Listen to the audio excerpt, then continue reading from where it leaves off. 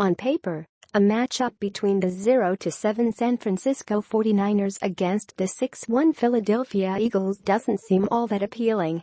But, aside from last game, the 49ers have been incredibly competitive and could wind up giving the Eagles a pretty surprising fight.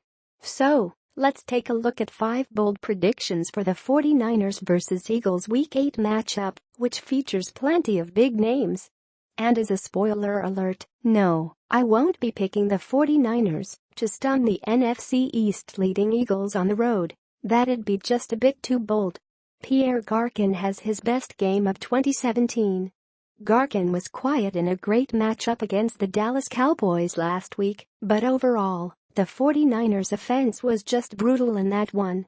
I expect them to turn things around a bit in this game and get more points on the board. Some of those points should come at the hands of Garcin. His best game of 2017 was a 7-catch, 142-yard performance against the Los Angeles Rams.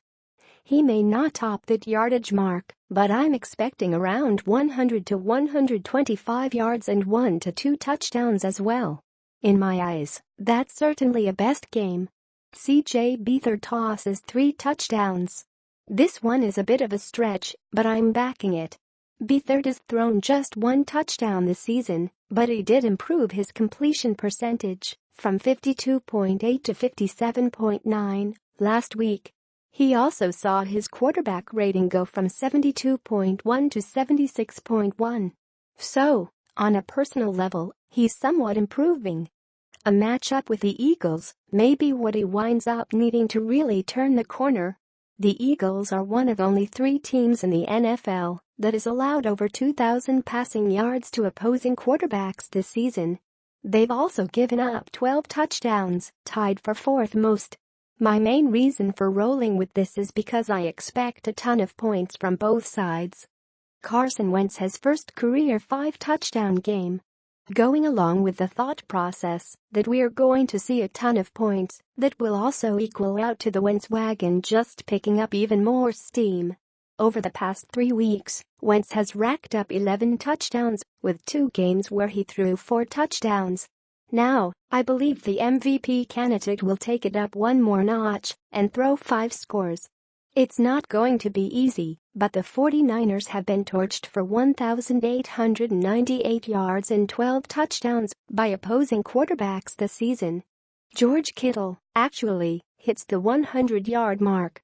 I swung and missed hard on Kittle last week. So what do you do when you miss once? Just swing again. Kittle and Beathard have an obvious connection and rapport, and now they get a prime matchup. The Eagles have allowed 433 yards and 4 touchdowns to opposing tight ends. That's a great sign for Kittle, and it's probably a safe bet that these two have spent plenty of time this week gearing up for this matchup. Here's hoping that Kittle can get more targets, because he could play a large role in this game if his number is called. LeGarrette Blount tallies his most rushing yards of 2017. Blount had an impressive showing against the Los Angeles Chargers earlier this season, racking up 136 yards on 16 carries. Now he draws the 49ers, who have been absolutely destroyed by opposing running backs. They've allowed 799 yards and 5 touchdowns on the ground to opposing running backs on just 195 attempts.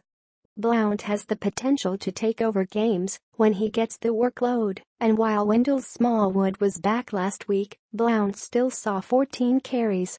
If this game winds up getting even remotely close to out of hand, Blount's number will be called a ton.